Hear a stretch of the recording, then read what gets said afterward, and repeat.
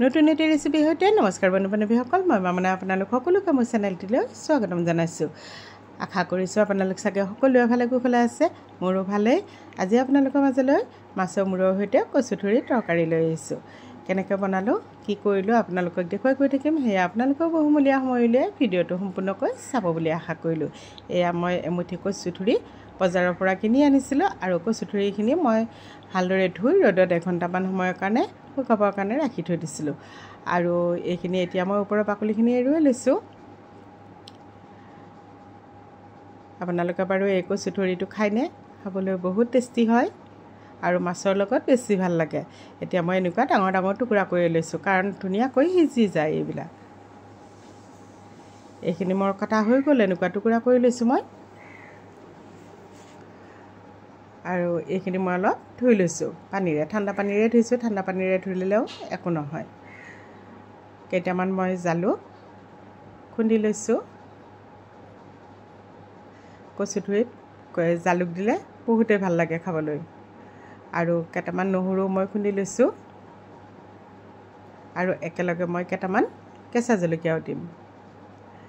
মই জ্বলাৰ পৰিমাণটো বেছিকৈ দিছোঁ, কাৰণ আমি জ্বলাটো অলপ বেছি খাওঁ। আপোনালোকে যদি জ্বলা কমকৈ খায়, কমাই দিব পৰিমাণটো। এইখিনি দুইখিনি মই খুন্দি ল'লোঁ। আনফালে মই মাছৰ মূৰখিনিত অকণমান হালধি আৰু নিমখ সানি লৈছোঁ।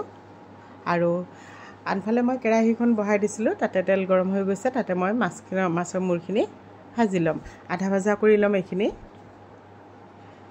এইখিনি মোৰ ভজা হৈ গ'ল।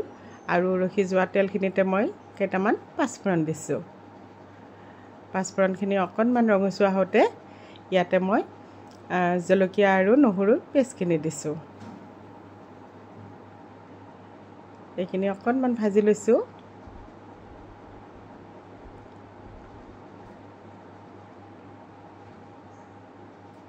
ৰঙচুৱা হ'ব ধৰোঁতে মই জোখমতে হালধি দিলোঁ।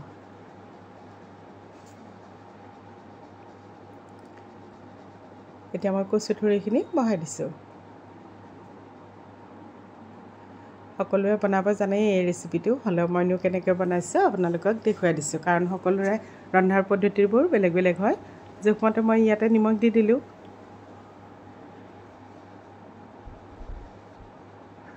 এইখিনি ভালদৰে লৰাই মই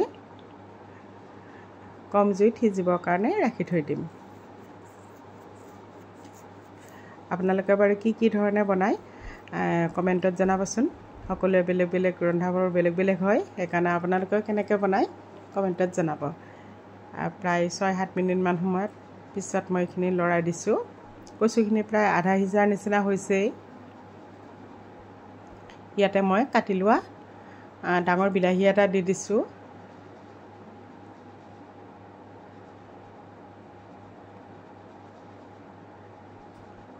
আকৌ মই ঢাকনি লগাই এইখিনি সিজিবৰ কাৰণে ৰাখি থৈ দিম। সেয়া মই অলপ সময়ৰ পিছত ঢাকনি গুচাই দেখুৱাই দিছোঁ।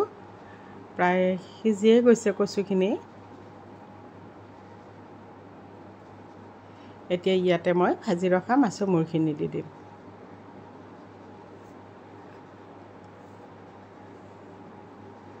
ভালদৰে লৰাই লৈছোঁ। এতিয়া মই ঢাকনি লগাই কম জুইত প্ৰায় 10 মিনিটমান সময় সিজিবৰ কাৰণে ৰাখি থৈ দিম। ঢাকনি গুচাই দেখুৱাই দিছোঁ। এইখিনি ধুনীয়াকৈ সিজি গৈছে। এনেকৈ মাছৰ মূৰৰ সৈতে কচু তৰকাৰী খাবলৈ খুবেই ভাল লাগে। আপোনালোকে যদি বনাই খাই চোৱা নাই বা কোনোবাই যদি খোৱা নাই, খাই চাব। ইয়াতে মই অকণমান জিৰা দি দিলোঁ আৰু খুন্দি লোৱা মই জালুকখিনি দি দিম ইয়াতে। জিৰা জালুকটো দিলে খাবলৈ বহুত টেষ্টি হয় আৰু গোন্ধটোও ভাল লাগে। আৰু কচুত জালুক দিলে এনেও সোৱাদটো দুগুণে বাঢ়ে। এইখিনি ভালদৰে লৰাই লৈছোঁ মই।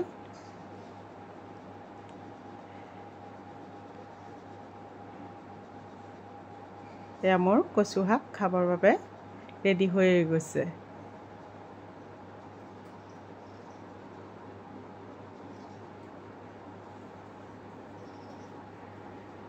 এতিয়া মই বাউল এটাত এইখিনি নমাই ল'ম।